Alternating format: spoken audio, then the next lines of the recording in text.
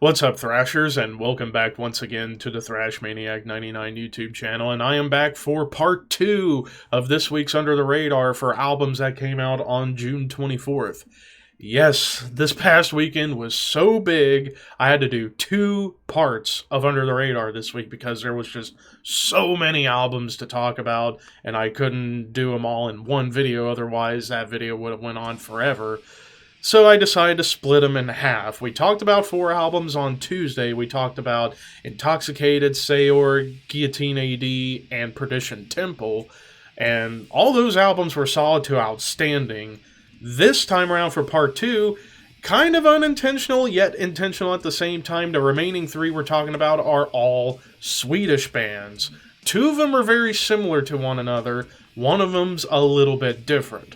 And we're going to start with that little bit different album, and that is Darkane's Inhuman Spirits. So, this is their first studio album in 9 years, and I'll be honest, I never listened to this band before. I'd always seen the name pop up like on Metal Archives or Wikipedia when doing research about other bands and so on and so forth. I would see Darkane kind of pop up here and there, but never gave him a chance until this new album. And after seeing my boys over at the Thralls of Metal do the review for this, it got me ensnared to check this one out.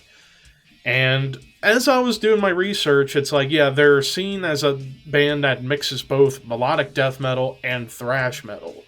And here I was thinking, am I going to get something that sounds similar to bands like The Crown or Witchery or The Haunted? Actually, no. This is a little bit different than those bands. Like, to me, the way I kind of interpret, like, the melodic death metal side of their sound as, like, a hybrid of At the Gates and Soilwork. Soilwork in terms of, like, the more high-energy blast beats and crazy, like, epic tremolo riffs. But At the Gates and those, like, more faster, thrashy beats and some of the more intricate riffing.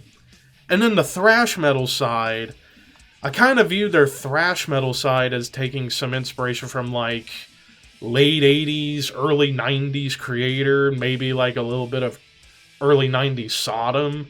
So it's like a nice balancing act of like Soilwork, At the Gates, Creator, and Sodom kind of combined.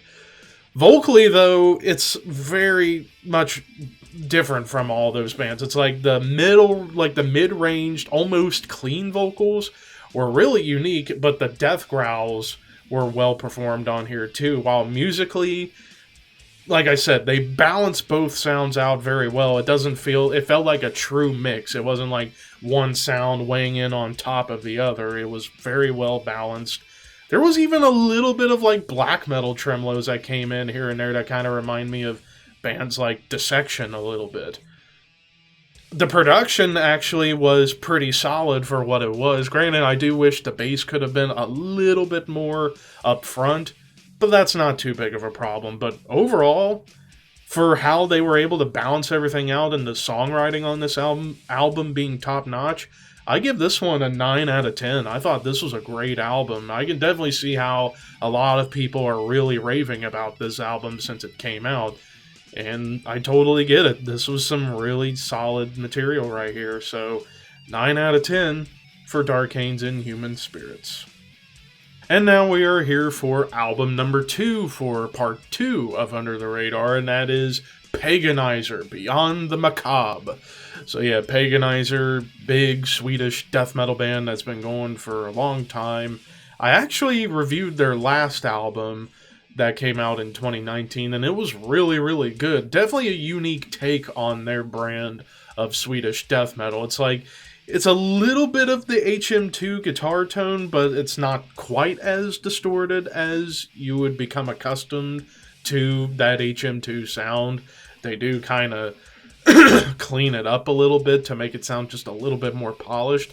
But musically speaking, it's very, very much kind of all over the map in terms of the styles that they go for within their death metal sound. You get some thrashy death metal moments that definitely harken back to the early days of the Swedish death metal scene of bands like Entombed, Grave, Dismember, and Unleashed. But then you also get some like more brutal moments, kind of like Cannibal Corpse or Bloodbath or even Blood Red Throne a little bit. And then you get some really nice like mid-tempo like foot stomping grooves that remind you of bands like Bolt Thrower. And speaking of Bolt Thrower, the final track on this album features the legend himself, Carl Willits, on guest vocals, which makes the whole Bolt Thrower comparison logical. But yeah, I just love how they're able to kind of, again, similar to the Darkane album, the way that Paganizer balance everything out. You know, you got like moments within songs where they'll get really thrashy or they'll get really percussive and brutal, and then even get to like some really cool grooves.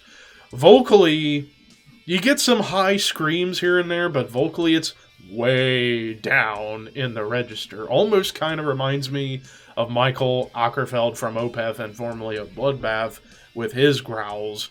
They're very, very close there. But I really love how also the great attention to melody on a lot of these tracks. Like, it's not just like knuckle dragging, like, kind of thing. They're able to showcase songwriting maturity with incorporating some wonderful melodies, some great leads, and excellent guitar work. Drum work is flawless as well. Well, I guess I shouldn't say flawless, because there were a couple of songs where it's like the drums and the guitars were kind of off each other by a little bit, like the beat was off from the guitars a little bit, but still, minor, very minor gripe.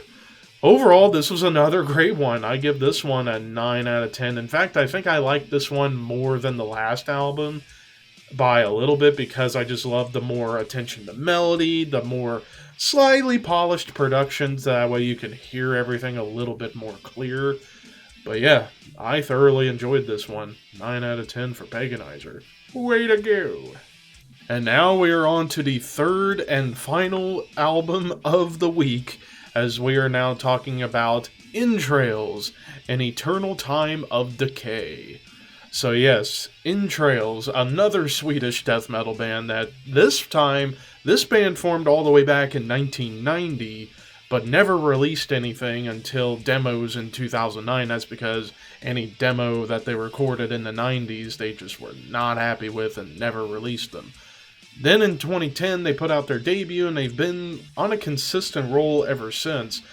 And I did check out their last album when it came out in 2019. It was also really good.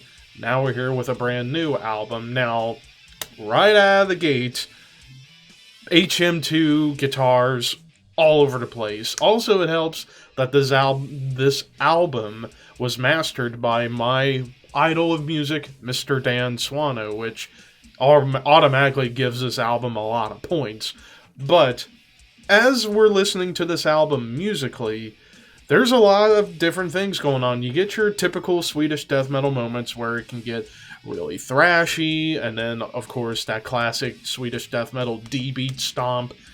Then it gets a little bit doomy at certain times within most of these songs, especially towards the beginning of the album. Like in the second track, it kind of comes in with this like big doomy stomp, and then it just gets into that D-beat and into some thrashy moments. And of course, vocally, similar to Paganizer, it's lower down in the register. This album, little less melodic than the Paganizer album, though there is still plenty of melody on here. It's not quite as apparent as it was on that Paganizer album that I talked about earlier. And, of course, with just how raw and nasty this sounded. But what stood out with the production, while it's catering back to like the early 90s Swedish death metal style with that HM2 guitar and the drums, the kick drum, the bass drum particularly, comes out with like a giant thud, like it's like hitting you right in the chest almost. It's like this big thud right into your chest. That's how the kick drum was, to kind of add a little bit to the more rhythmic adventure that this album kind of went through in terms of slow, mid-tempo, and fast stuff.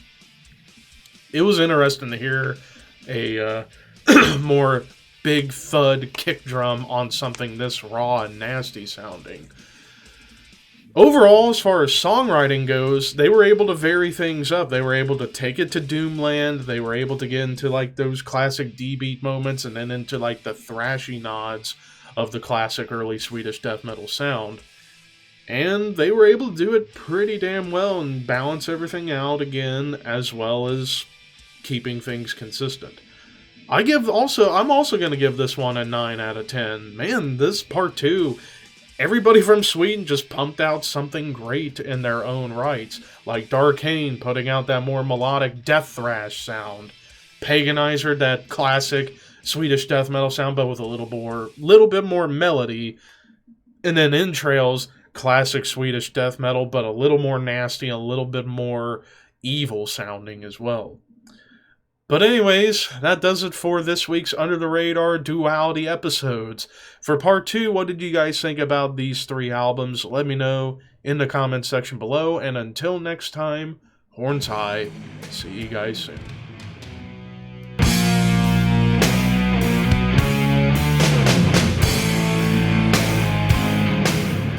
Well, after we got done eating, we're on our car ride, and look at this fucking shit. Look at this bus!